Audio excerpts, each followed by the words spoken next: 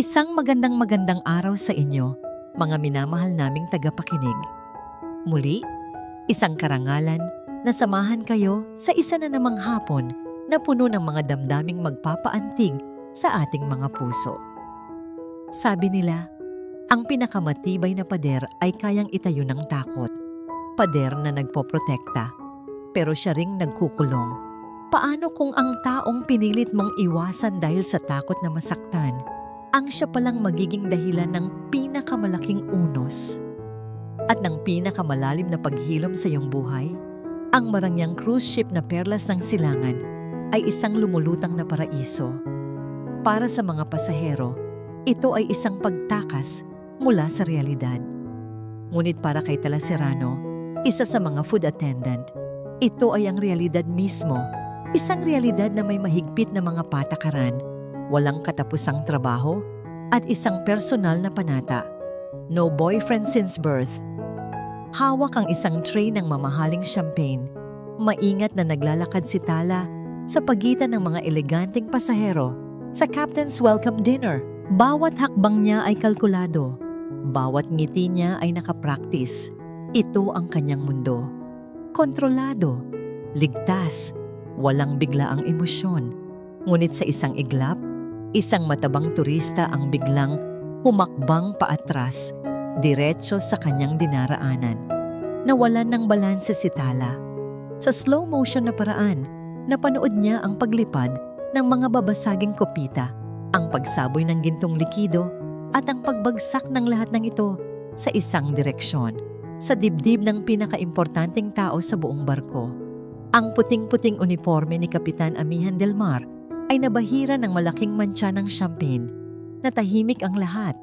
Ang masayang tugtugin ay tila naputol. Ang lahat ng mga mata ay nakatuon sa kanila. Naramdaman ni Tala na umakyat ang lahat ng dugo sa kanyang mukha. Nais niyang maglaho, maging bula sa gitna ng karagatan. Pasensya na po, Kapitan." Halos pabulong niyang sabi. Nanginginig ang mga kamay habang pinupulot ang mga basag na kristal. Hindi siya sinagot ni Kapitan Del Mar. Sa halip, naramdaman ni Tala ang isang malamig na titig na tumatagos hanggang sa kanyang kaluluwa. Dahan-dahan siyang nag-angat ng tingin. Ang mga mata ng kapitan ay maitim at malalim, kasing seryoso ng hating gabi sa dagat.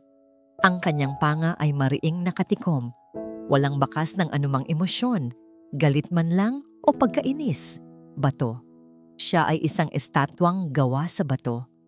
Sa opisina ko, ngayon din, utos ng kapitan sa isang boses na mahinahon ngunit may bigat na parang isang angkla. Pagkatapos ay tumalikod ito at naglakad palayo na, parang walang nangyari, habang inuutusan ng isa pang tripulante na magdala ng panibagong inumin para sa mga bisita.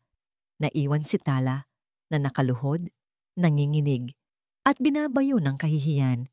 Sa loob ng pantry, habang nanginginig pa rin, narinig niya ang bulungan ng kanyang mga kasamahan. "Kawawang Tala," sabi ng isa. Unang araw pa lang niya sa barkong to, si El Capitan de Hielo agad ang nabangga niya. "Totoo," sagot ng isa pa. 3 taon na ako rito. Ni minsan hindi ko pa nakitang ngumiti yan. Laging seryoso. Parang pasan niya ang buong mundo. El Capitan de Hielo. Ang kapitan ng yelo, iyon pala ang tawag sa kanya. Isang pangalang perpektong bumagay sa lamig na ipinakita nito kanina. Pinunasan ni Tala ang kanyang mga mata. Pilit na pinapatatag ang sarili. Ang takot na nararamdaman niya ay hindi lang dahil sa posibleng pagkawala ng trabaho. Ito ay dahil sa paraan ng pagtingin sa kanya ng kapitan. Isang tingin na tila hinuhusgahan ang buong pagkatao niya dahil sa isang pagkakamali. Isang tingin na nagpaalala sa kanya kung bakit mas pinili niyang mag-isa. Ang buong araw ay isang pahirap. Pilit nang ngumingiti si Tala sa mga pasahero, ngunit sa loob-loob niya ay gusto na niyang matapos ang shift. Gabi na nang makahanap siya ng pagkakataong makatakas. Pumunta siya sa isang tagong bahagi ng deck, kung saan tanging ang liwanag ng buwan at ang tunog ng alon ang kanyang kasama. Doon, sa wakas, hinayaan niyang tumulo ang mga luhang Kanina pa niya pinipigilan. Umiyak siya hindi lang dahil sa kahihiyan, kundi dahil sa pagod. Pagod na sa pag-iingat. Pagod na sa pagiging perpekto. Pagod na sa pagtatayo ng mga pader sa paligid ng kanyang puso para lang hindi ito mabasag, tulad ng mga kopita ng champagne kanina. Ang kanyang ama ay umalis nang walang paalam. Iniwan sila para sa ibang pamilya. Simula noon, ipinangako ni Tala sa sarili na hinding-hindi niya hahayaang may sino mang lalaki na makapasok sa buhay niya para lang saktan at iwanan siyang muli. Mas mabuti ng mag-isa kaysa umasa at mabigo. Habang nakayakap sa kanyang mga tuhod, hindi niya namalayan ang isang aninong papalapit mula sa kanyang likuran. Isang anino na matangkad at may tindig na pamilyar. Isang boses na malamig at may awtoridad ang bumasag sa katahimikan ng gabi. Bawal umiyak ang tripulante sa oras ng trabaho, Miss Serrano. Nang sandaling iyon, sa ilalim ng buwan, hindi si Kapitan Amihan Del Mar ang nakatayo sa likod ni Tala.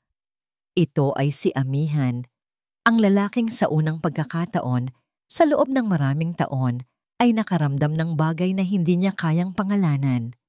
Nakita niya ang pag-igting ng mga balikat nito nang marinig ang kanyang boses, ang mabilis na pagpunas nito sa mga luha. Gusto niyang bawiin ang sinabi niya. Masyadong malamig, masyadong walang pakiramdam. Ngunit iyon lang ang alam niyang paraan. Ang disiplina ang kanyang naging kanlungan sa gitna ng magulong dagat ng buhay. Bumalik ka na sa quarters mo, Miss Serrano. Magpahinga ka na. Sabi niya ulit. Mas malumanay na ngayon, bago tumalikod at iwanan itong mag-isa. Habang naglalakad palayo, hindi niya maialis sa isip ang itsura nito, marupok at mag-isa. Kinabukasan, mula sa tulay ng kapitan, kung saan tanaw niya ang halos buong barko, hindi maalis ang mga mata ni Amihan kay Tala. Kumikilos ito na parang walang nangyari. Professional. Mabilis. Ngunit napansin niya ang bahagyang pamumutla sa mga labi nito, ang pagod sa mga mata nito na hindi kayang itago ng anumang ngiti. Mukhang may sinat ito. Isang bagay sa loob niya ang nag-udyok sa kanya na gawin ang isang bagay na hindi niya karaniwang ginagawa. Kinuha niya ang telepono at tinawagan ang head chef sa kusina. Magpadala ka ng mainit na sabaw na may luya sa lounge. Huwag mong sabihin kung kanino galing. Iwan mo lang sa staff table. Mula sa kanyang toreng salamin, pinanood niya ang isang kusinero na maglapag ng mangkok. Pinanood niya si Tala na mag-aatubiling lumapit dito, lumingon-lingon na parang hinahanap kung sino ang may-ari, at nang walang umangkin ay dahan-dahan itong ininom. Nakaramdam si Amihan ng kakaibang kasiyahan. Isang sikretong koneksyon na sila lang dalawa ang nakakaalam, kahit na ang totoo'y siya lang ang nakakaalam. Hapon na nang biglang magbago ang panahon. Ang dating payapang dagat ay naging isang halimaw na nagwawala. Ang kalangitan ay naging itim at ang malalakas na alon ay humahampas sa katawan ng perlas ng silangan. Isang malakas na bagyo. Secure all decks. All passengers must remain inside their cabins. Umalingaw-ngaw ang boses ni Amihan sa intercom system ng barko. Nasa gitna siya ng pagbibigay ng mga utos nang biglang umugoy ng napakalakas ang barko. Mula sa bintana ng tulay, nakikita niya ang isang eksenang nagpatigil sa kanyang paghinga. Sa ibabang deck, si Tala ay tumutulong sa pagtatali ng mga upuan ng isang malaking container ng mga supply na hindi na itali ng maayos. Ang biglang dumulas at gumulong ng mabilis, diretso sa kinaroroonan nito. Walang pag-aalinlangan. Tumakbo si Amihan palabas ng tulay. Bumaba ng hagdan ng tig-3 baitang at sumugod sa gitna ng rumaragasang ulan at hangin. Ang mundo niya ay naging isang tunnel kung saan ang tanging nakikita niya ay si Tala na nakatayo roon, nanlalaki ang mga mata, paralisado sa takot. Sa huling segundo, bago pa man tumama ang container, itinulak niya ito ng buong lakas. Pareho silang bumagsak sa basang sahig, ngunit ang katawan ni Amihan ang sumalo sa bigat ng pagbagsak. Ang mga braso niya ay mahigpit na nakayakap kay Tala. Pinoprotektahan ito mula sa anumang panganib. Narinig niya ang malakas na kalabog ng container nang tumama ito sa bakal na rehas. Ngunit ang tanging nararamdaman niya ay ang panginginig ng babae sa kanyang mga bisig, ang init ng hininga nito sa kanyang leeg, at ang mabilis na pagtibok ng sarili niyang puso. Nang tumila ang bagyo, katahimikan ang pumalit. Dinala ni Amihan si Tala sa kanyang opisina, ang pinakapribadong lugar sa buong barko. "Uminom ka muna ng tubig," sabi niya. Iniabutan ito ng baso. Kinuha yun ni Tala. Nanginginig pa rin ang mga kamay. "Salamat, Kapitan." Napansin ni Amihan ang isang maliit na galobo sa braso nito. Kumuha siya ng first aid kit. "Halika, gagamutin ko." Habang marahan niyang nililinis ang sugat, walang nagsasalita sa kanila. Ngunit ang katahimikan ay hindi na yung tipo ng katahimikan na puno ng tensyon. Ito ay isang katahimikan na puno ng mga bagay na hindi masabi. Sa unang pagkakataon, hindi sila nag-aaway. Sa unang pagkakataon, nakita ni Tala ang isang bagay sa mga mata ng kapitan, pag-aalala. "Bakit ka umiiyak kagabi?" Biglang tanong ni Amihan. Hindi nakatingin dito, abala, sa paglalagay ng band-aid. Nagulat si Tala sa tanong. "Wala po yun, Kapitan. Pagod lang po siguro." "Hindi ka lang pagod," sabi ni Amihan. At ngayon ay tinitigan na niya ito ng diretso. Sa loob ng mga matang yon, nakita ni Tala ang isang kalungkutan na kasing lalim ng karagatan. Ang dagat. Minsan, nakakapagpalungkot. Alam ko yan. May kung anong kumonekta sa pagitan nila sa sandaling iyon. Isang pag-unawa na hindi nangangailangan ng maraming salita. Nakita niya na sa likod ng maskara ng Kapitan de Helo ay isang taong nakakaintindi ng bigat ng pag-iisa. Hindi na malaya ni Amihan ang kanyang sarili. Itinaas niya ang kanyang kamay at marahang inalis ang isang hibla ng basang buhok na dumikit sa pisngi ni Tala. Ang kanyang mga daliri ay dumampi sa malambot nitong balat. Ang pagdampi na yon ay parang isang kuryenteng gumising sa bawat himaymay ng kanilang mga katawan. Dahan-dahan, inilapit niya ang kanyang mukha. Nakita niya ang paglaki ng mga mata ni Tala. Ang bahagyang pagbuka ng mga labi nito, hindi ito umiwas, hindi ito gumalaw, at sa gitna ng katahimikan, pagkatapos ng unos, sa loob ng opisinang saksi, sa kanyang kalungkutan, hinalikan ni Amihan si Tala. Isang halik na nagsimula sa pag-aalinlangan, ngunit naging isang ragasan ng mga damdaming matagal nang nakakulong. Isang halik na lasang alat ng dagat at tamis ng isang hindi inaasahang pagsuko nang maghiwalay ang kanilang mga labi. Pareho silang naghahabol ng hininga, walang salitang namutawi. Tanging ang mga mata nila ang nag-uusap. Tumayo si Amihan at inilahad ang kanyang kamay. Hinawakan naman ito ni Tala. Dinala niya ito papalabas ng opisina, patungo sa isang pinto sa tabi nito. Ang pinto ng kanyang personal na cabin. Binuksan niya ito at sa kanilang pagpasok, ang pinto ay dahan-dahang nagsara. Iniwan ang magulong mundo sa labas. Nagising si Tala sa isang paraan na hindi pa niya nararanasan sa buong buhay niya.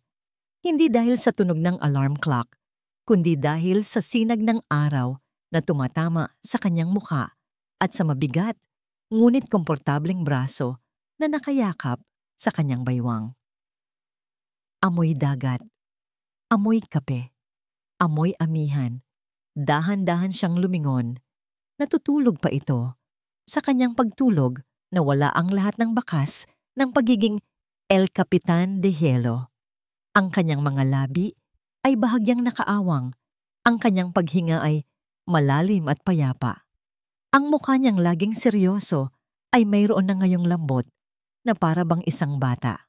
Sa unang pagkakataon, nakita ni Tala ang lalaki sa likod ng uniforme at ang lalaking iyon ay nagpatibok ng puso niya sa paraang nakakatakot at kasabay nito'y nakakapanabik. Ilang linggo ang lumipas na parang isang panaginip, ang mga palihim na tagpuan sa gabi. Ang mga ngiting ipinupukol ni amihan sa kanya mula sa malayo na sila lang ang nakakaalam. Ang mga tasang may mainit na sabaw o tsaa na misteryosong lumilitaw sa staff table sa tuwing masama ang kanyang pakiramdam. Gumuho ang lahat ng pader na itinayo ni Tala sa paligid ng kanyang puso. Sa piling ni amihan, naramdaman niya ang isang bagay na matagal na niyang kinalimutan, ang pakiramdam na maging ligtas. Ngunit isang umaga, ang pakiramdam na yon ay napalitan ng kaba. Nagising siyang nahihilo at nasusuka. Binaliwala niya ito noong una, inakalang dala lang ng pagod. Ngunit nang lumipas ang isa pang linggo at hindi pa rin siya dinadatnan, isang takot at pag-asa ang nagsimulang mabuo sa kanyang sinapupunan. Sa pinakamalapit na daungan, bumili siya ng isang pregnancy test kit. Nanginginig ang mga kamay na isinagawa niya ang pagsubok sa maliit na banyo ng kanyang cabin. Bawat segundo ng paghihintay ay parang isang oras. At pagkatapos, lumitaw ang 2 linyang kulay rosas, 2 linya. Napaupo siya sa sahig, hawak-hawak ang maliit na piraso ng plastik na naglalaman ng kanyang buong kinabukasan. Buntis siya. Magkakaroon sila ng anak ni amihan, isang pamilya, isang tunay na pamilya. Ang luha ay nagsimulang mamuo sa kanyang mga mata. Luha ng takot, ngunit mas nangingibabaw ang luha ng purong kaligayahan. Ito na yon. Ito na ang sagot sa lahat ng kanyang mga panalangin. Ang basag niyang buhay ay mabubuo ng muli. Dali-dali siyang nag-ayos. Kailangan niyang sabihin ito kay amihan. Kailangan nilang pag-usapan ang kanilang kinabukasan. Hawak pa rin ang pregnancy test na ibinalot niya sa tissue. Naglakad siya patungo sa opisina ng kapitan. Ang puso niya ay kumakabog sa pananabik. Nang malapit na siya sa pinto, narinig niya ang boses ni amihan mula sa loob. May kausap ito sa telepono. Bahagyang nakaawang ang pinto.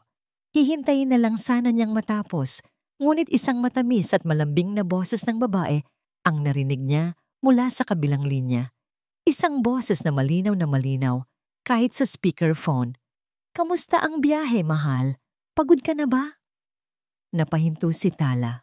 "Mahal." "Hindi naman. Gaya pa rin ng dati." Sagot ni amihan. Ang boses niya ay may pagod, ngunit mayroon ding lambing na hindi pa naririnig ni Tala kailanman. "Miss na kita, sobra." Patuloy ng babae sa kabilang linya. Ang boses nito ay puno ng paglalambing.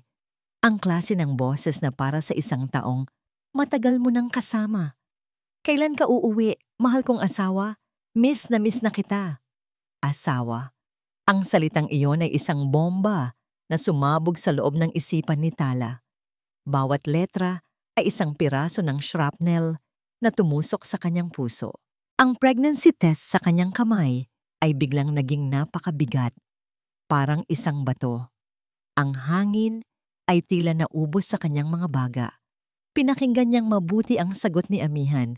Nagbabaka sakaling sasabihin nitong, "Nagkakamali ka, hindi mo ako asawa."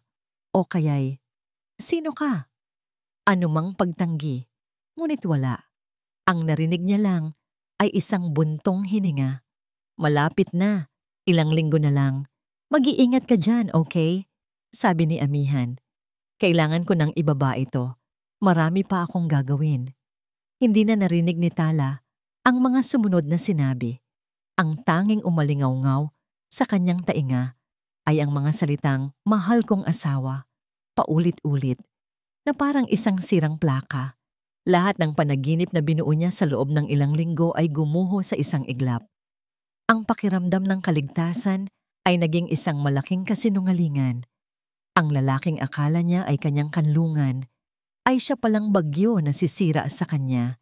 Hindi siya manloloko, hindi siya kabit. Ngunit sa mata ng mundo, sa mata ng babaeng yon, ano siya? Isang pagkakamali. Isang laruan sa gitna ng dagat. Naramdaman niya ang pamilyar na kirot.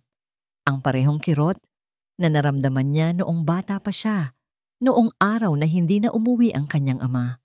Ang pakiramdam ng pagiging inabandona. Ang pakiramdam ng pagiging hindi sapat. Ang kasaysayan ay umuulit. At sa pagkakataong ito, mas masakit dahil hinayaan niyang mangyari. Ibinaba niya ang kanyang mga pader. Nagtiwala siya. At ngayon, heto siya, basag na basag. Dahan-dahan siyang umatras mula sa pinto. Bawat hakbang ay parang may nakadagan na 1 toneladang bigat sa kanyang mga balikat. Hindi niya namalayan na tumatakbo na pala siya. Tumatakbo palayo sa opisina, palayo sa katotohanan. Tumatakbo pabalik sa kanyang cabin kung saan nagkulong siya. Ang mga hikbi niya ay sinasabayan ng ugong ng makina ng barko. Tinitigan niya ang kanyang refleksyon sa salamin. Isang babaeng nagkamali. Isang babaeng naging tanga sa pag-ibig. At sa sinapupunan niya, isang buhay na bunga ng isang kasinungalingan. Hindi niya hahayaang maranasan ng anak niya ang parehong sakit na dinanas niya. Hindi siya magiging isang ina na naghihintay sa isang lalaking mayroon ng ibang pamilya. Mas gugustuhin niyang palakihin ang kanyang anak ng mag-isa sa gitna ng kahirapan, kaysa hayaan itong masaksihan ang isang pekeng pagmamahal. Doon, sa loob ng maliit na kwartong iyon, gumawa siya ng isang desisyon. Isang desisyon na dudurog sa natitirang bahagi ng kanyang puso. Ngunit isang desisyon na kailangan niyang gawin para sa kanyang sarili at para sa batang dinadala niya. Kumuha siya ng papel at nagsulat ng isang maikling resignation letter. Walang paliwanag, walang sumbatan. Tanging formal na mga salita ng pagbibitiw. Gabi na nang dumaong ang barko sa isang maliit na probinsya para magkarga ng mga supply. Ito na ang kanyang pagkakataon. Habang abala ang lahat, tahimik na kinuha ni Tala ang kanyang maliit na maleta.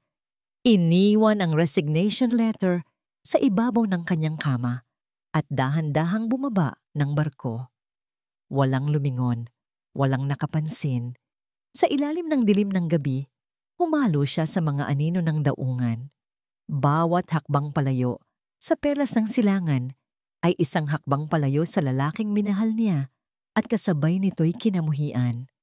Habang naglalakad siya sa hindi pamilyar na kalsada, dala ang kanyang mga gamit at ang sikretong lumalaki sa kanyang sinapupunan. Isang malamig na hangin ang humampas sa kanyang mukha. Tumingala siya sa langit. Wala ni isang bituin. Maging ang kalangitan ay tila nakikidalamhati sa kanya. Ang tanging dala niya ay ang sakit, ang kahihiyan, at isang pangako sa sarili. Hindi na muling titingin pa sa nakaraan. Mula sa gabing iyon, si Kapitan Amihan del Mar ay isa na lamang multo sa kanyang alaala. 3 taon. Sa loob ng 3 taon, ang malawak na karagatan ay napalitan ng isang maliit na kwartong inuupahan. Ang tunog ng alon ay napalitan ng iyak at halakhak ng 3 maliliit na anghel. At ang pangalang Talasirano, ang tahimik na flight attendant, ay napalitan ng isang titulo na mas mabigat at mas makahulugan.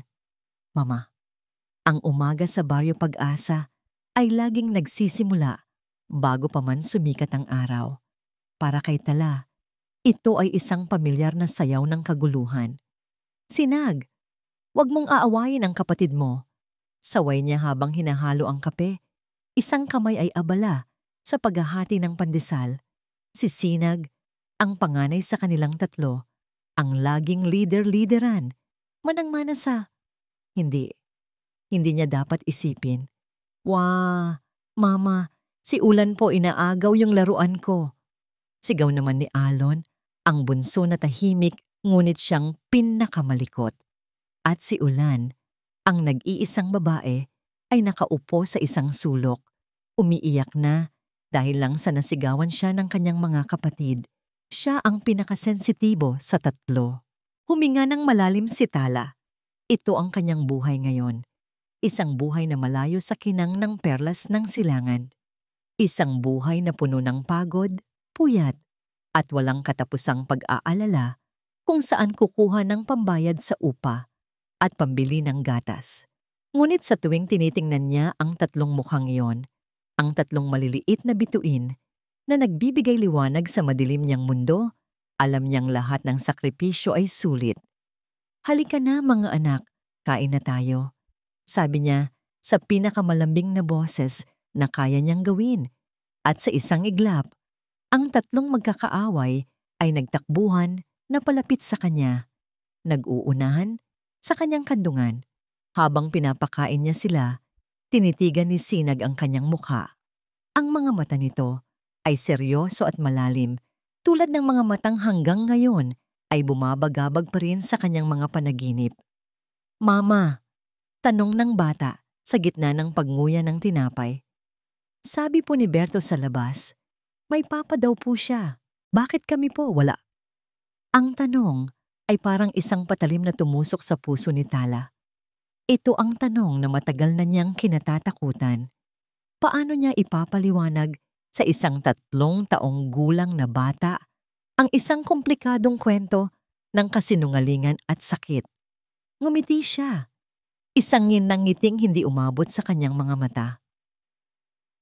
Nasa malayo si Papa, anak. Nagtatrabaho siya sa isang malaking barko para may pambili tayo ng maraming laruan.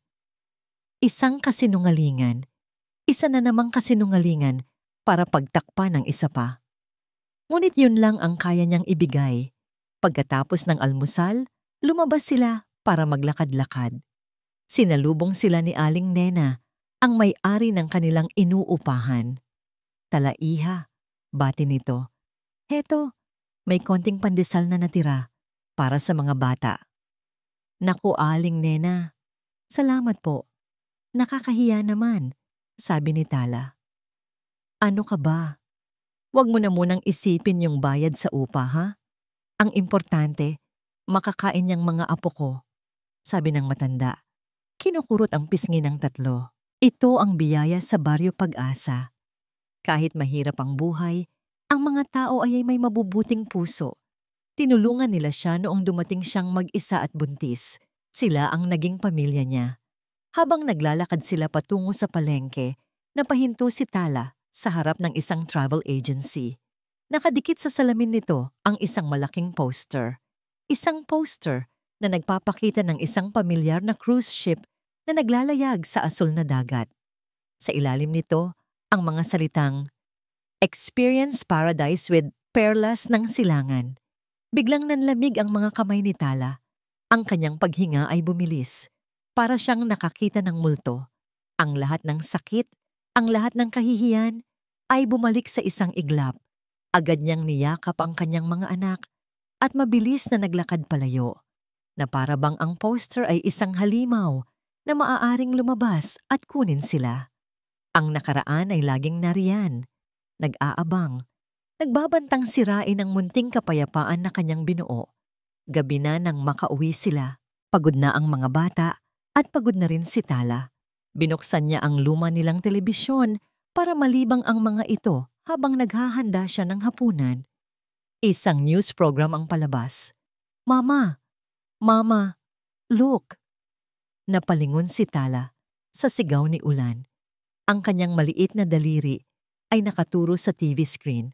Sa screen, ipinapakita ang isang balita tungkol sa pagdating ng isang bagong barko sa pantalan ng Maynila. Isang grupo ng mga opisyal ng barko ang ini-interview. Lahat sila ay nakasuot ng puting uniforme at sa gitna nila, isang matangkad na lalaki ang nagsasalita. Isang kapitan. Hindi niya ito mamukhaan dahil malayo ang kuha ng kamera. Ngunit ang tindig, ang uniforme, ang awtoridad, sa boses nito, lahat ay pamilyar. Tumingin si Ulan mula sa TV pabalik sa kanya. Ang mga mata nito ay bilog at puno ng pagtataka. At sa isang boses na malinaw at walang pag-aalinlangan, sinabi nito ang mga salitang muling nagpayanig sa mundo ni Tala. "Mama, look! Si Papa!" Para sa mundo, si Kapitan Amihan Del Mar ay nanatiling simbolo ng awtoridad at disiplina. Ang kanyang tindig ay diretso pa rin. Ang kanyang mga utos ay malinaw at hindi mapasusubalian. Ngunit para sa mga nakakakilala sa kanya, may nagbago. Ang dating lamig sa kanyang mga mata ay napalitan ng isang malalim na kalungkutan, isang pangungulila na hindi kayang itago ng anumang uniporme. Ang perlas ng silangan ay hindi na niya kaharian. Ito ay naging isang malawak at lumulutang na kulungan. Bawat sulok ng barko ay may alaala ni Tala. Ang deck kung saan niya ito iniligtas. Ang opisina kung saan niya ito unang hinalikan. At ang cabin kung saan siya nagising isang umaga na mag-isa. 3 taon na ang nakalipas, ngunit ang alaala ng umagang iyon ay sariwa pa rin na parang kahapon lang nangyari. Nagising si Amihan na wala si Tala sa kanyang tabi. Inakala niyang baka maaga lang itong bumalik sa trabaho para walang makapansin. Ngunit nang lumipas ang tanghali at hindi niya pa rin ito nakikita, isang kaba ang nagsimulang gumapang sa kanyang dibdib. Pinuntahan niya ang cabin nito. Walang tao. Tinanong niya ang mga kasamahan nito. Ang lahat ay umiiwas ng tingin, nagkikibit-balikat. At pagkatapos, sa ibabaw ng kama nito, nakita niya ang isang nakatuping papel. Ang kanyang resignation letter. Maikli, formal, walang emosyon, walang paliwanag. Ang pakiramdam ay parang sinaksak siya ng paulit-ulit, ngunit walang dugo na lumalabas. Bakit? Ano ang nagawa niya? Kagabi lang, hawak niya ito sa kanyang mga bisig. Kagabi lang, naramdaman niya ang pagsuko nito sa kanya. At ngayon, naglaho itong parang bula. Ang mga sumunod na linggo ay isang impyerno. Sinubukan niyang hanapin ito sa address na nakalagay sa kanyang file. Isang lumang apartment sa Maynila. Ngunit sabi ng may-ari, matagal na itong umalis doon. Walang nakakaalam kung saan ito nagpunta. Sa desperasyon, tinawagan niya ang kanyang kakambal na si Habagat. Aga, kailangan ko ng tulong mo. Sabi ni Amihan, ang boses niya ay basag. Wow, himala. Napatawag ang dakilang kapitan.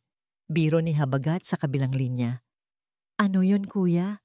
May problema ba sa asawa ko? Si Clara ba?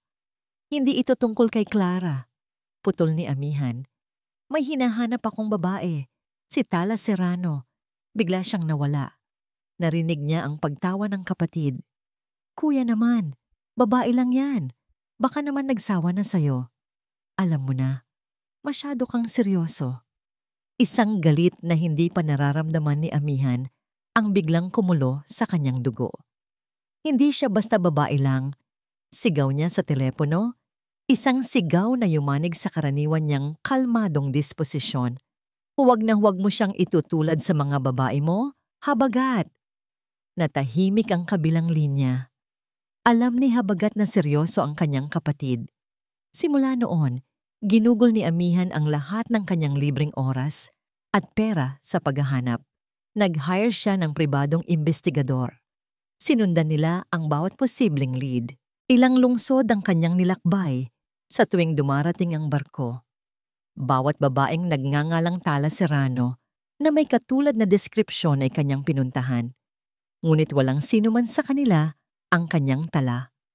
Ang bawat pagkabigo ay parang isang alon na lalong nagpapalubog sa kanya sa dagat ng kawalan ng pag-asa. Ngunit hindi siya sumuko. Isang bagay sa loob niya ang nagsasabing kailangan niya itong mahanap. May utang siyang paliwanag dito. At may utang din itong paliwanag sa kanya. Isang araw, habang nakatayo siya sa tulay, nakatanaw sa walang katapusang abot tanaw, tumunog ang kanyang telepono. Ang investigador. Kapitan, sabi ng boses, mayroon akong balita. Medyo kakaiba, pero baka ito na yon. Umupo ng diretso si Amihan. Ano yon? May natagpuan kaming record sa probinsya ng Quezon. Isang babaeng nagngangalang Tala Serrano. Nagparehistro ng 3 birth certificate. Halos 3 taon na ang nakakaraan. Napakunot ang noo ni Amihan. 3 birth certificate? Sigurado ka? Opo, Kapitan. Triplet boys. Ang nakapagtataka, Walang pangalan ng ama na nakalagay. Nanlamig ang buong katawan ni Amihan. Triplet. 3 taon na ang nakakaraan. Ang mga petsa ay nagtugma. Ang puso niya ay nagsimulang tumibok ng napakabilis. Posible kaya? Saan sa Quezon? Tanong niya. Ang boses ay nanginginig sa unang pagkakataon. Isang maliit na bayan, kapitan. Ang pangalan ay Baryo Pag-asa. Pag-asa. Hope. Pagkatapos ng tawag na yon, isang bagong determinasyon ang bumuhay sa pagod niyang kaluluwa. Naghain siya ng leave of absence, ang pinakamahabang leave na kinuha niya sa buong karera niya. Ngayon, habang nakatayo siya sa harap ng salamin sa kanyang cabin, suot ang isang simpleng polo shirt at pantalon, ibang tao ang nakita niya. Wala na ang aroganting kapitan. Wala na si El Capitan de Hielo. Ang nasa harap niya ay isang lalaking pagod, isang lalaking nasaktan, ngunit isang lalaking may apoy pa rin sa mga mata. Isang apoy na pinag-aalab ng isang salita. Pag-asa. Kinuha niya ang kanyang wallet at car keys. Sa huling pagkakataon, sinulyapan niya ang dagat mula sa kanyang bintana. Ang dagat na naglapit sa kanila at siya ring naglayo sa kanila. Hahanapin kita, Tala. Bulong niya sa hangin. Kahit sa dulo pa ng mundo. Ang Centro Mall sa Lucena City ay isang mundo ng liwanag at ingay, isang malaking kaibahan sa simpleng buhay sa Baryo Pag-asa. Para kay Sinag, Ulan at Alon, ito ay isang magic kingdom. Ang kanilang mga mata ay nanlalaki sa bawat makulay na display at kumikinang na ilaw. Para naman kay Tala, ito ay isang bihirang pagkakataon para pasayahin ang kanyang mga anak, isang gantimpala para sa isang buong linggo ng pagiging mabait. Mama, ice cream! Sigaw ni Alon, hinihila ang laylayan ng damit ni Tala. Okay. Bibili tayo. Pero mag-behave kayo, ha? Sabi ni Tala. Pilit na pinapanatili ang 3 malilikot na bata sa kanyang tabi. Hawakan niyo ang kamay ko. Mahigpit. Habang naglalakad sila, ang atensyon ni Sinag, ang pinaka-adventurous sa 3, ay nakuha ng isang malaking toy store. May isang life-size na display ng kanyang paboritong superhero. Binitawan niya ang kamay ng kanyang ina at sa isang iglap, tumakbo siya papalapit dito. Ang kanyang maliliit na paa ay mabilis na naglaho sa gitna ng maraming tao. Sinag! Tawag ni Tala. Ngunit huli na. Ang bata ay nawala na sa kanyang paningin. Isang pamilyar na takot ang biglang kumalat sa kanyang dibdib. Mas matindi kaysa sa anumang takot na naramdaman niya dati.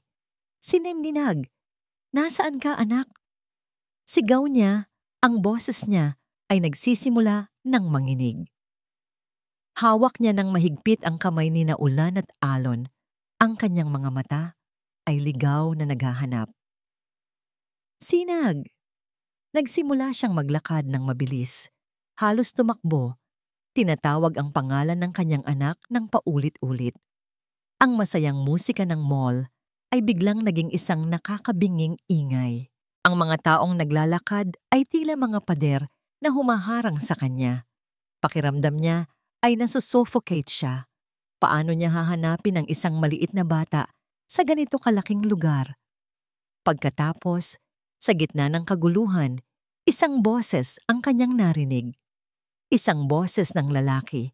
Isang boses na mahinahon ngunit may awtoridad. Isang boses na tumagos sa ingay at dumiretso sa kanyang kaluluwa na para bang isang kulog mula sa isang malinaw na kalangitan. Bata, nawawala ka ba? Nasaan ang nanay mo? Ang boses na yon, imposible. Nanigas si Tala sa kanyang kinatatayuan. Ang puso niya ay biglang tumigil sa pagtibok.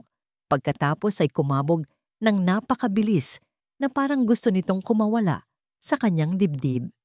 Dahan-dahan, sumunod siya sa direksyon ng boses at doon, sa gitna ng food court, nakita niya ang isang eksena na magpapabago sa kanyang buhay magpakailanman. Nakita niya si Sinag, ang kanyang panganay, nakayakap sa binti ng isang matangkad na lalaking nakatalikod. Nakasuot ito ng simpleng polo shirt, ngunit ang tindig nito ay hindi maipagkakaila. Ang tindig ng isang taong sanay mag-utos, sanay na maging sentro ng atensyon. Nawawala po yata ako. Narinig niyang sabi ni Sinag. Dahan-dahang lumuhod ang lalaki para maging kapantay ng bata. Anong pangalan mo? Tanong nito. Ang boses ay mas malumanay na ngayon. At pagkatapos, sa slow motion na paraan, lumingon ang lalaki sa kanyang direksyon na para bang naramdaman nito ang kanyang presensya. Ang mundo ni Tala ay huminto sa pag-ikot. Ang mukha na sumira sa kanya. Ang mukha na minahal niya ng higit sa kanyang buhay. Ang mukha na araw-araw niyang nakikita sa mga anak niya. Walang duda. Kahit pagkatapos ng 3 taon, hindi siya maaaring magkamali. Amihan Del Mar. Ang mga mata ni Amihan ay nanlaki sa pagkabigla nang makita siya.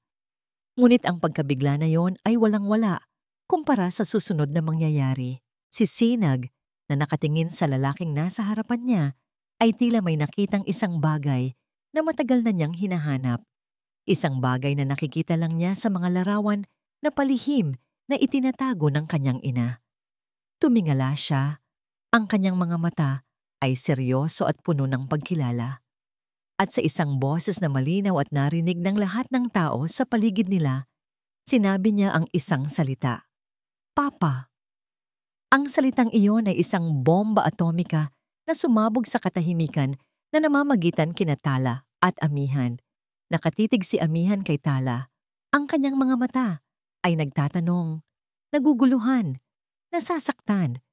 Pagkatapos ay tumingin siya sa batang nakayakap sa kanyang binti, isang perpektong maliit na kopya ng kanyang sarili. At sa likod ni Tala, nakita niya ang 2 pang maliliit na bata, isang babae at isang lalaki na kapwa may mga mata at buhok na katulad niya. 3. Ang lahat ng hangin ay tila nawala mula sa baga ni Amihan. Ito pala yun. Ito pala ang ibig sabihin ng investigador. Triplet. Nakatitig si Tala kay Amihan. Ang kanyang mga mata ay puno ng takot, galit at isang sakit na muling nabuhay. Ang multo ng kanyang nakaraan ay hindi na isang alaala. Ito ay totoo. At nakatayo ito sa kanyang harapan. Ang ingay ng mall ay nawala. Ang mga tao sa paligid nila ay naging mga malabong anino. Sa sandaling iyon, sa gitna ng daan-daang estranghero, tanging sila lang ang nag-e-exist. Isang lalaki, isang babae, at ang 3 buhay na sikretong nag-uugnay sa kanila. Ang kanilang mundo na pinaghiwalay ng 3 taon ng sakit at kasinungalingan ay muling nagbanggaan sa isang iglap. Ang unang gumalaw ay si Amihan. Dahan-dahan siyang tumayo. Ang mga mata niya ay hindi pa rin maalis sa 3 maliliit na mukha. Pagkatapos ay kay Tala. Ang kanyang utak ay tila nag-short circuit. Pilit na pinoproseso ang isang imposibleng katotohanan. Mga anak. May mga anak siya. May mga anak sila. Tala, bulong niya. Ang pangalan nito ay parang isang dasal at isang sumpa sa kanyang mga labi. Ang pagkarinig sa kanyang boses na binibigkas ang pangalan niya ay parang isang sampal na gumising kay Tala mula sa kanyang pagkatulala. Ang takot ay biglang napalitan ng isang umaapaw na galit. Galit sa lalaki, galit sa tadhana, galit sa sarili niya dahil sa pagiging mahina. Sinag, ulan, alon, halik kayo rito. Sa likod ko. Utos niya, ang boses niya ay matigas at walang anumang emosyon. Agad namang sumunod ang mga bata. Naramdaman ng bigla ang pagbabago sa mood ng kanilang ina. Kinuha niya ang kamay ni Sinag mula sa pagkakahawak nito kay Amihan. Huwag kang lalapit sa mga anak ko, mariin niyang sabi. Bawat salita ay may diin. Mga anak ko? Ulit ni Amihan. Ang pagkalito sa kanyang muka ay napalitan ng sakit. Tala, anong ibig sabihin nito? 3 taon. 3 taon kitang hinanap. At ngayon, ito? Itinuro niya ang 3 bata na sumisilip mula sa likod ni Tala. Anak ko sila, hindi ba? Wala kang anak? Sigaw ni Tala. Sapat na malakas para mapalingon ng ilang tao sa malapit. Akin lang sila. Ako ang nag-alaga. Ako ang naghirap. Nasaan ka? Nasaan ka noong kailangan ko ng tulong? Oo nga pala. Nasa asawa mo. Ang huling dalawang salita ay binitiwan niya na parang lason. Doon, nakita niya ang pagbabago sa mukha ni Amihan. Isang pagbabago mula sa sakit patungo sa lubos na pagkalito. Asawa? Tanong ni Amihan. Anong pinagsasabi mo? Wala akong asawa. Isang mapait na tawa ang kumawala sa mga labi ni Tala. Sinungaling. Hanggang ngayon, sinungaling ka pa rin. Huwag mo akong gawing tanga, Amihan. Narinig ko. Narinig ko kayo. Ang tawag niya sa'yo, mahal kong asawa. Sa puntong yon, isang ilaw ang tila biglang bumukas sa isipan ni Amihan. Naalala niya ang mga tawag ni Clara, ang asawa ng kanyang kakambal, na laging tumatawag sa kanya sa barko dahil hindi nito makontak si Habagat. Ang pagiging mapaglaro ni Clara sa mga salita. Ang pagtawag nito sa kanya ng mga endearment na dapat ay para sa kapatid niya. Noong mga panahong yon, binaliwala niya lang ito bilang isa sa mga drama ng mag-asawa. Ngunit ngayon, lahat ay nagkaroon ng isang nakakatakot na kahulugan. Hindi, Tala. Mali ang narinig mo. O hindi, tama ang narinig mo. Pero mali ang pagkakaintindi mo. Gulo-gulo niyang paliwanag. Kailangan nating mag-usap, hindi dito. Iminungkahi niyang pumunta sila sa isang maliit na coffee shop sa isang sulok ng mall. Sa una ay tumanggi si Tala, ngunit alam niyang hindi sila maaaring mag-eskandalo doon. Para sa kapakanan ng kanyang mga anak, pumayag siya. Sa loob ng coffee shop, ang tensyon sa kanilang lamesa ay mas makapal pa kaysa sa amoy ng kape. Ang tatlong bata ay tahimik na kumakain ng cake. Ramdam ang bigat ng sitwasyon. Mayroon akong kapatid, Tala. Panimula ni Amihan. Ang boses niya ay desperado. Isang kakambal. Si Habagat. Magkamukhang magkamukha kami. Ang kausap ko noon sa telepono ay ang asawa niya. Si Clara. Malamang. Nagbibiro lang siya. O baka naman may problema sila ni Aga kaya ako ang tinawagan. Napatingin si Tala sa kanya. Ang mga mata niya ay puno ng pagdududa. Isang kakambal. Isang kwentong napakaginhawang pakinggan. Isang kwentong perpektong dahilan. Isang kakambal? Ulit niya. Sarkastiko. Wow! Ang galing naman. Sa lahat ng dahilan na pwede mong isipin, yan pa talaga. 3 taon ka nag-isip ng palusot, Amihan. Akala mo ba ganun ako katanga para maniwala dyan? Kinuha ni Amihan ang kanyang telepono. Nanginginig ang mga kamay na hinanap niya ang kanyang gallery. Ipinakita niya kay Tala ang isang litrato. Isang litrato nilang dalawa ni Habagat noong huling Pasko.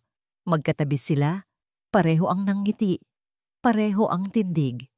Ang tanging pinagkaiba ay ang bahagyang mas magulong buhok ni Habagat.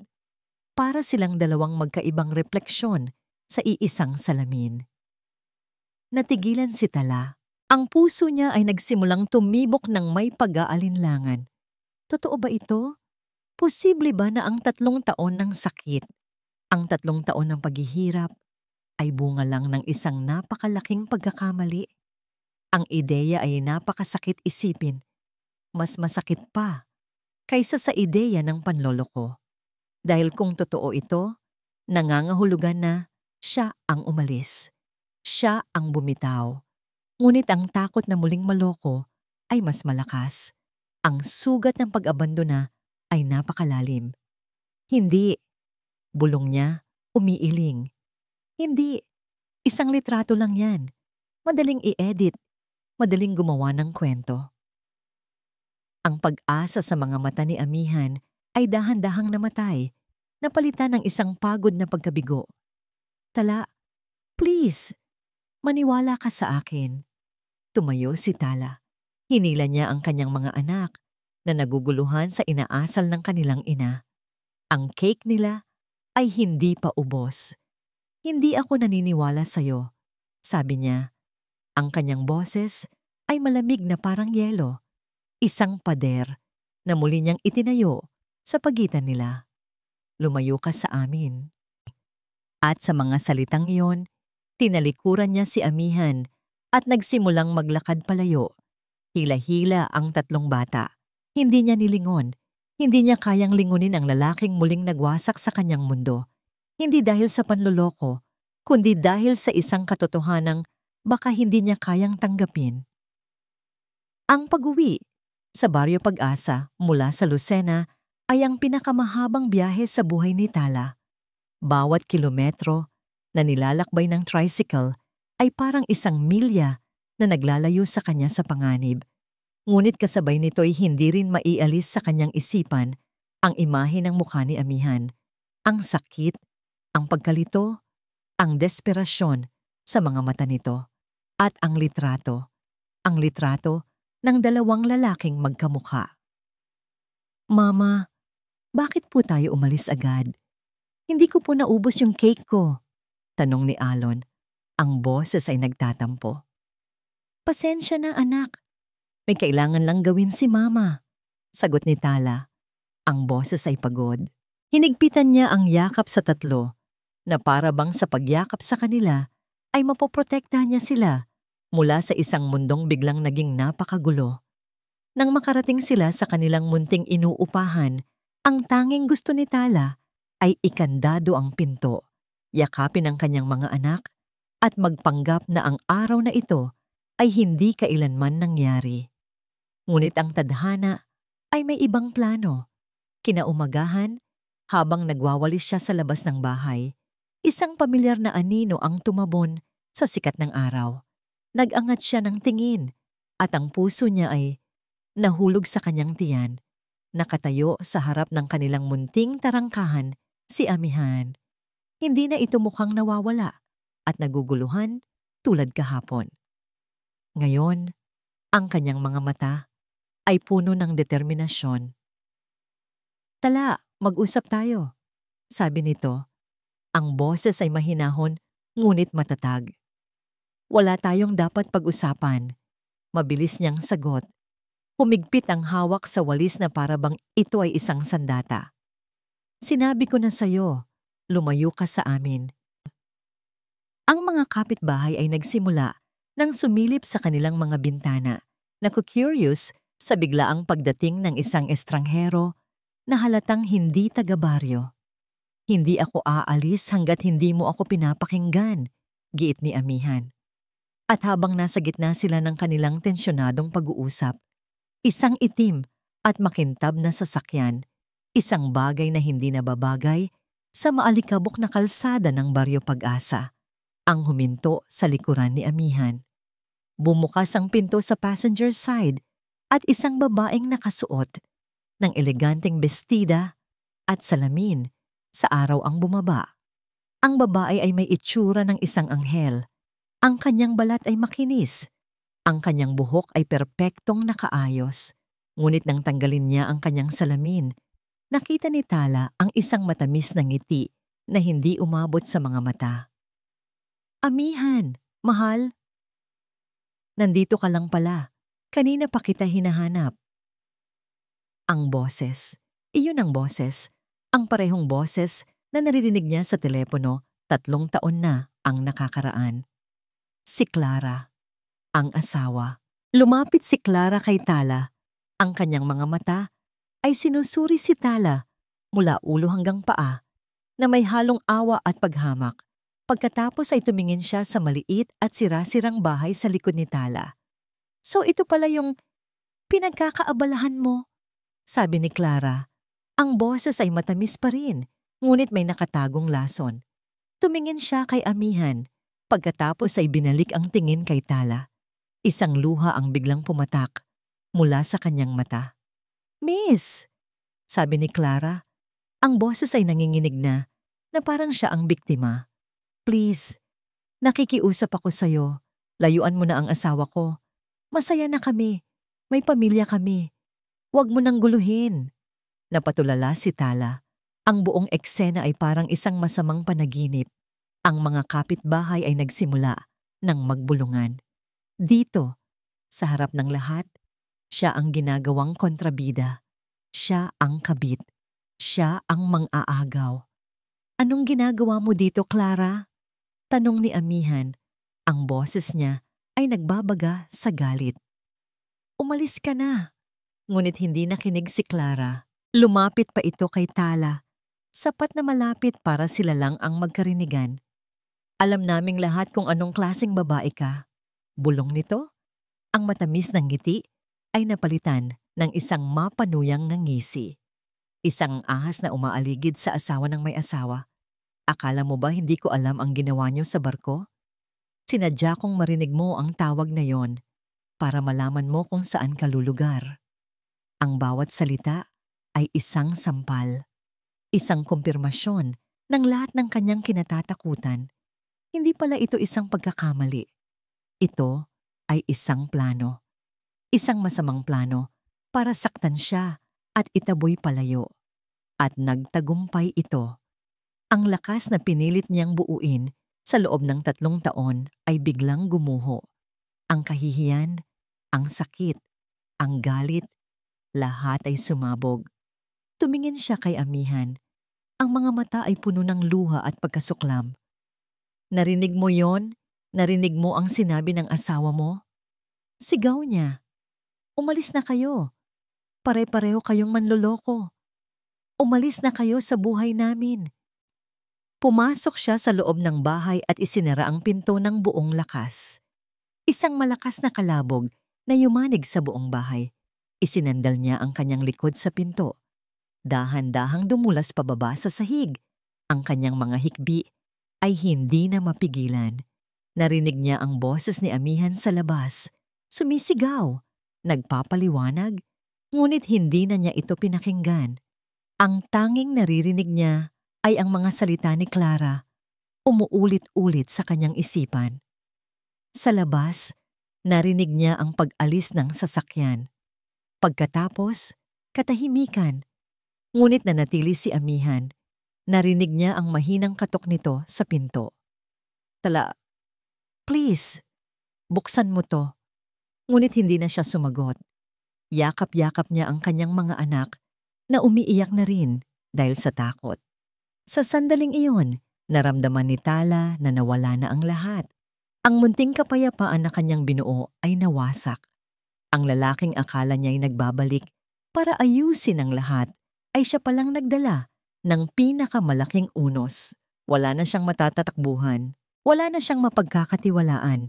Siya ay nag-iisa at ang pinto sa kanyang likuran ang nagsisilbing huling depensa laban sa isang mundong gusto siyang wasakin.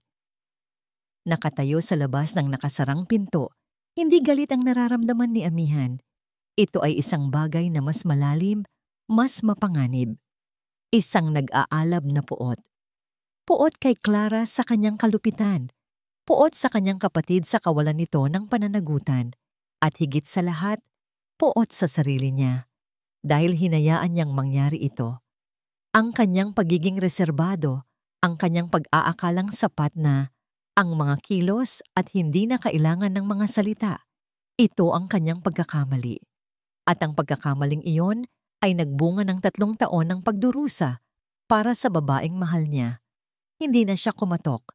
Alam niyang walang mangyayari. Mayroon lang isang paraan para tapusin ito. Kinuha niya ang kanyang telepono, ang kanyang mga daliri ay nanginginig sa galit at tinawagan ang nag-iisang taong may kakayahang ayusin at sirain ang lahat. Isang ring lang. Sumagot ito. Kuya, nasaan ka? Hinahanap ka ni Clara. Parang, nasaan ka, habagat?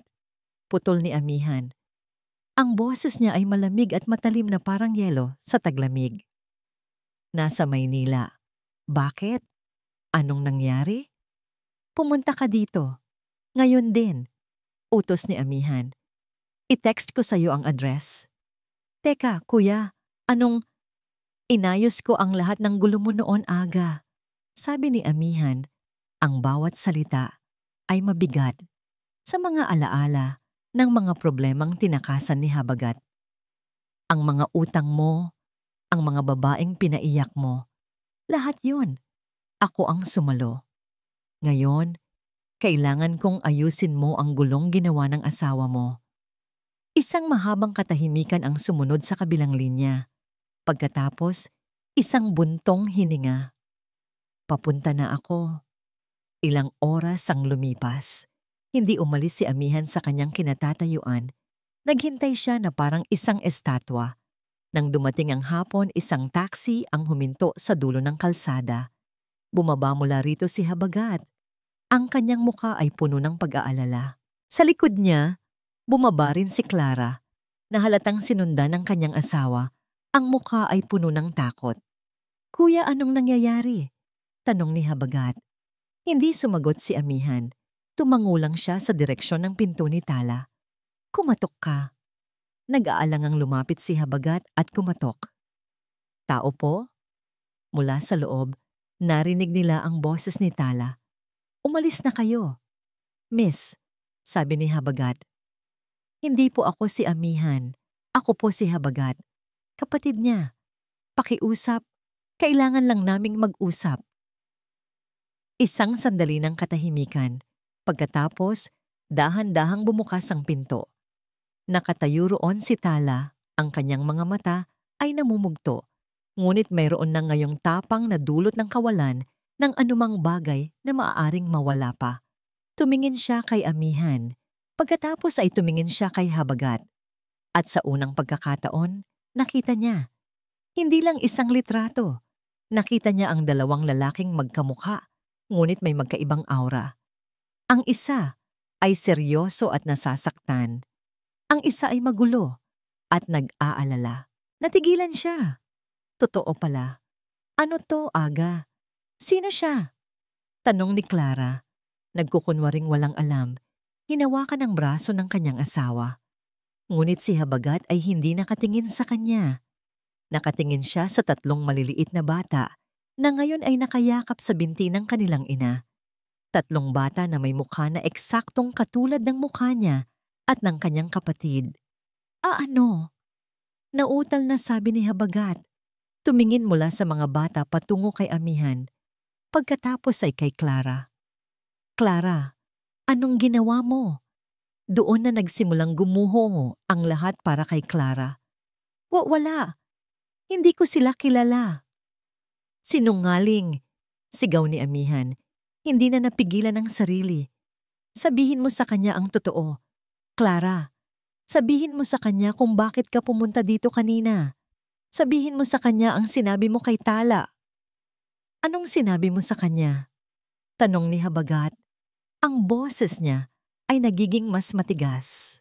Napatingin si Clara sa mga matang nakapalibot sa kanya. Ang galit na mga mata ni amihan, ang nag-uusig na mga mata ng kanyang asawa, at ang nasasaktang mga mata ni Tala. Wala na siyang matatakbungan. Ang kanyang pagkukunwari ay biglang nawala, napalitan ng isang desperadong galit. "Oo, ako na. Ako na ang masama." Sigaw niya, tumuturo kay amihan. "Ginawa ko yun dahil sa kanya. Dahil kahit kailan, hindi niya ako pinansin. Pinili kong pakasalan ka." Sabi niya, bumaling kay Habagat para mapalapit sa kanya. Pero kahit kailan, wala siyang ibang nakita. At nang dumating ang babaeng to, sabay duro niya kay Tala. Bigla siyang nagbago. Sinadya kong marinig niya ang tawag na yon. Sinadya kong isipin niyang may asawa na si amihan. Dahil kung hindi siya mapapa sa akin, dapat lang na walang magmay-ari sa kanya. Ang pag-amin ay binitawan sa hangin, nakakabingi at walang awa. Sa wakas, naintindihan lahat ni Tala. Ang bawat piraso ng palaisipan ay nalagay sa tamang lugar. Ang 3 taon ng paghihirap, ang mga gabing walang tulog, ang mga luhang iniyak niya para sa isang kasinungalingan. Isang nag-aalab na galit ang pumalit sa sakit sa kanyang dibdib. Isang galit na hindi na para kay amihan, kundi para sa babaeng nasa harap niya. Ang babaeng walang awang ninakaw ang kanyang kaligayahan. Ngunit bago pa man siya makapagsalita, si Habagat na ang gumalaw. Binitiwan niya ang braso ni Clara. Ang kanyang mukha ay isang maskara ng pagkadismaya at sakit. Tumingin siya sa asawa, hindi na bilang isang nagmamahal na lalaki, kundi bilang isang hukom. "Umuwi ka na, Clara," sabi niya. Ang boses niya ay mahinahon, ngunit may bigat na parang isang hatol. Tapos na tayo. Umalis si Habagat kasama ang isang durog na si Clara. Naiwan sa labas ng munting bahay ang katahimikan, isang katahimikang mas mabigat kaysa sa sigawang naganap kanina. Wala na ang galit, wala na ang mga akusasyon. Ang natira na lang ay ang 2 taong pinaghiwalay ng kasinungalingan at ang 3 batang saksi sa pagguho at muling pag-asa ng kanilang mundo. Nakatayo lang sila roon, si Tala sa may pintuan, at si Amihan ilang hakbang ang layo. Walang makapagsalita. Ang mga salitang kailangan nilang sabihin sa isa't isa ay napakarami. Ngunit parang naubos na lahat ng kanilang lakas. Ang bumasag sa katahimikan ay si Sinag. Dahan-dahan itong lumapit kay Amihan. Tumingala ito sa lalaking kamukha niya, ang mga mata ay puno ng pag-usisa. "Totoo po ba?" tanong ng bata. "Kayo po ba talaga ang papa namin?" Lumuhod si Amihan para maging kapantay ng bata. Isang luha na matagal niyang pinigilan ang tuluyan ng pumatak mula sa kanyang mata.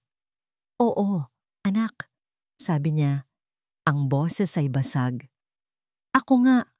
Pagkarinig nito, ang 3 bata, na para bang iyon lang ang kumpirmasyong hinihintay nila, ay sabay-sabay na tumakbo palapit kay Amihan. Niyakap nila ito ng mahigpit. Si Sinag sa leeg, si Ulan sa baywang, at si Alon sa mga binti. Sa unang pagkakataon sa loob ng 3 taon, naramdaman ni Amihan ang isang bagay na mas mainit pa kaysa sa sikat ng araw, mas malawak pa kaysa sa karagatan. Naramdaman niya ang yakap ng kanyang mga anak. Niyakap niya sila pabalik. Ang kanyang malalaking braso ay kayang-kayang sakupin silang 3. Umiyak siya. Umiyak ang kapitan na hindi kailanman nagpakita ng kahinaan. Umiyak siya para sa 3 taon na nawala, para sa mga unang salita na hindi niya narinig, para sa mga unang hakbang na hindi niya nasaksihan. Nakatayo si Tala. Pinapanood ang eksena. Ang puso niya, na naging bato sa loob ng 3 taon, ay unti-unting lumambot.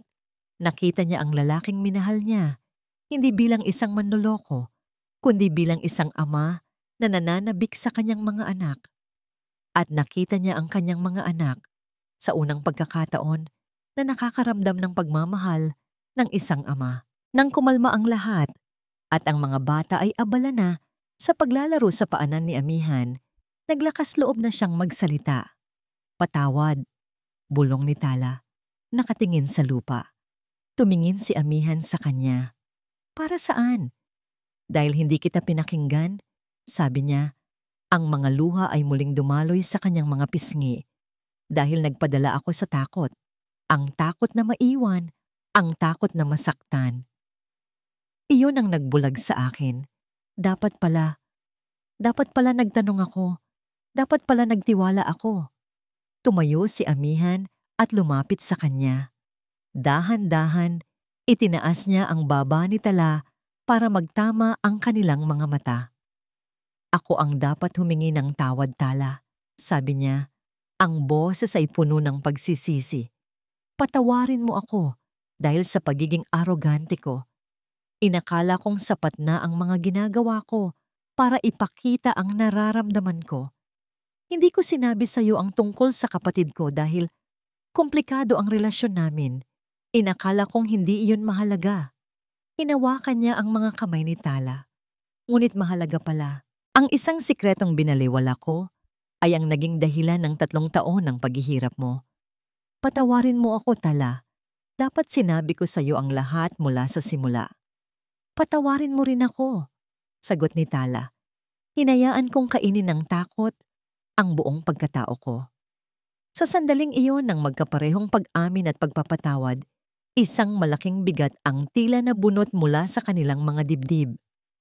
Wala nang sisihan. Tanging ang pag-unawa na pareho silang naging biktima, hindi lang ng panlilinlang ni Clara, kundi ng sarili nilang mga kahinaan. Tinitigan ni Amihan ang mga mata ni Tala, ang parehong mga mata na hinanap niya sa loob ng 3 taon. Nakita niya roon ang pagod, ang sakit, Ngunit nakita rin niya ang pag-ibig na minsan na niyang naramdaman, nakatago sa ilalim ng mga sugat. "Pwede ba?" tanong ni Amihan. Ang kanyang boses ay halos isang pakiusap. "Pwede ba akong maging ama sa kanila, Tala? Pwede ba? Pwede ba akong bumawi sa'yo?" Hindi niya hinihingi na bumalik sila sa dati. Hindi niya hinihingi ang isang pangako ng masayang walang hanggan. Ang hinihingi lang niya ay isang pagkakataon. Isang pagkakataon para itama ang mga mali, para punan ang mga nawalang taon, para buuin ang pamilyang hindi niya alam na mayroon pala siya. Hindi sumagot si Tala gamit ang mga salita. Sa halip, dahan-dahan siyang tumango. Ang mga luha sa kanyang mga mata ay hindi na luha ng sakit, kundi luha ng isang bagong pag-asa. Ang isang tango mo na yon ay sapat na. Para sa ngayon, iyon ay sapat na. 6 na buwan ang lumipas. Ang maliit na bahay sa tabi ng dalampasigan ay malayo sa karangyaan ng isang cruise ship o sa kaguluhan ng Maynila. Ang sahig nito ay palaging may mga butil ng buhangin. Ang mga dingding ay pinalamutian ng mga drawing ng 3 malilikot na bata. At ang hangin ay laging amoy alat at sinangag. Para kina Tala at Amihan, ito ay tahanan. Isang umaga, ang kusina ay sentro ng isang pamilyar na kaguluhan. "Papa, yung buhok ko po, parang pugad ng ibon."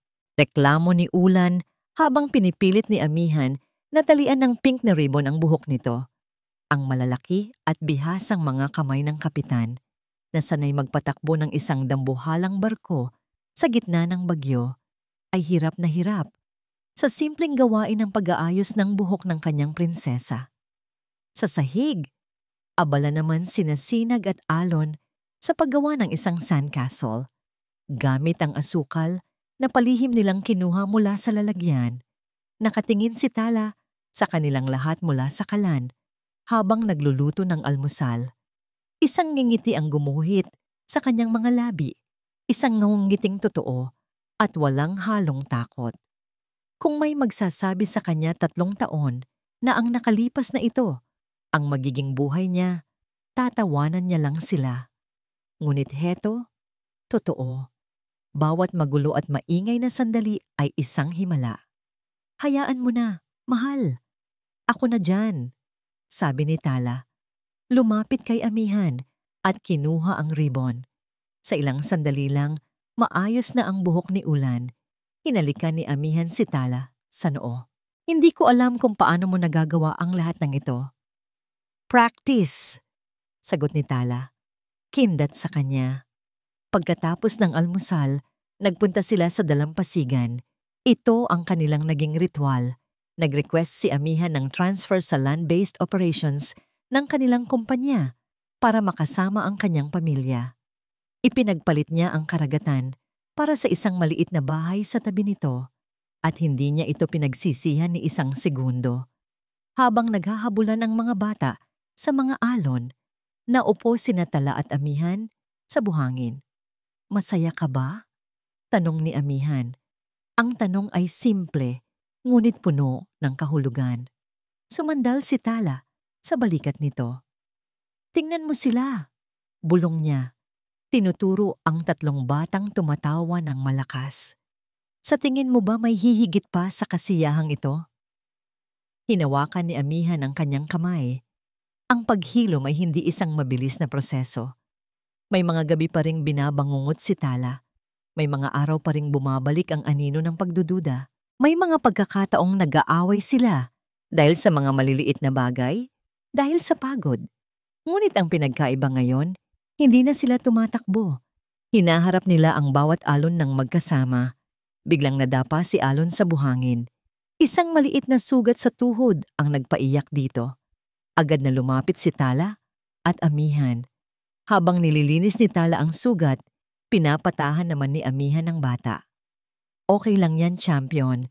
Lahat ng matatapang na lalaki may sugat," sabi ni Amihan.